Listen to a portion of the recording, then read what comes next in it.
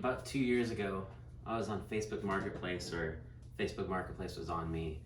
I was really new to woodworking and very, very, very new to anything live edge. All I knew is I wanted something live edge and beautiful. As it would turn out, it wasn't very far away from me. The guy said, I have a bunch of black walnut logs, but 10 feet long. He's asking $100. I said, deal. And so I drove to about 10 miles away from my already kind of small town to a much smaller town, a much more methy town. And I remember dropping my pin and saying, hey, Steph, if you don't see me again, this is where my body is. It was that kind of situation. There was, I'll upload a picture at some point. There was a shed that had locks on the outside, but it was like, it wasn't like a work shed. It was like a little trailer, and man, it looked way creepy, like the scene of a horror movie. But I picked this up by myself in my 2000 Tacoma. It hung out about 5 feet, so long.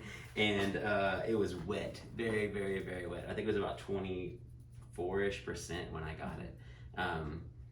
I sealed the ends. I was turning a lot at the time, and that's what I was doing to my bowl blanks. I sealed the ends with some latex paint. I left as much bark on as I could to let it dry slowly. We had it under a tarp in our backyard for 1.5 years, like the classy folks that we are. And nice blue, bright one.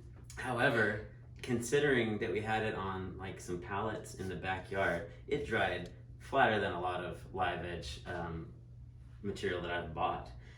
It's now down to about 9 or 10%, as far down as it gets.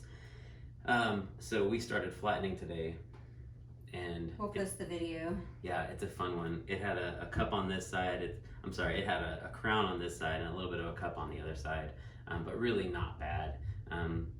It's going to be a booger bear with these planes, but we thought it would be really, really fun. I prefer to do it by hand anyway, and it's huge. It's hard to get through the planer, and we don't have one big enough to do that. So and the router sled. It's messy, and it's a big setup, but it's fun to do planing. I did realize today, if you watch the video, sweating my butt off, he's sweating his butt off, and then we realized we didn't wax the bottom of the planes, and that makes a huge difference.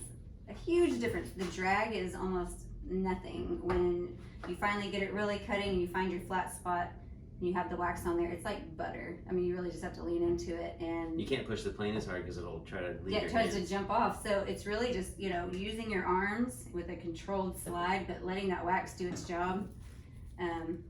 Which numbers did we use first? We busted out the 7s. She's got the low angle Veritas.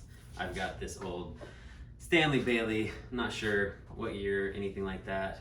And then as we get close to flat, I just wanted to see a couple parts, what it would look like with the jack plane and the number 4. And man, it's gonna, gosh, is there anything like Walnut? I don't like to be an elitist, but man, Walnut's just so much fun to work with. It takes a blade so well. There's so many of these parts that like could almost go straight to paint right off of the blade. Excuse me, straight to finish, not paint. We'll be painting this bright blue. Yikes. There was a time in our lives that I would do that. Yeah, that's even more scary. But I love paint. Wax the soles of your planes makes all the difference in the world. I'm sure that those more experienced than us don't forget that. But sure. I won't forget anymore, because this was a lot of fun, but it was a lot of sweat equity. And it's nerdy, but it's really cool thinking that, like, I don't know, 100+ years ago, like this might have been what we did before we had a dining table. Oh yeah. So that's kind of and cool. this, I don't know, did you mention that's what this is going to be? No. Oh, this is going to be our family's dining room table. So we're going for, right now we have kind of a farm style. Yes, it is. Farmhouse. My first wood project, an Anna White special. He hates it. He hates it, and make sure to point that out every time someone is blown away by how beautiful it is, because to them it's awesome, and all he can see is that was when he didn't have a planer, he didn't have a jointer, he had nothing. So everything was eyeballed and just kind of put together. But we love it, but we're definitely ready for an upgrade, and we've been waiting on this one for a few years now, so we're super excited. We thought about doing a waterfall, but we really like the length of this, and we also thought it would be fun to... It's weird because usually you're more girth. I usually like a little more, yes, a little more girth there.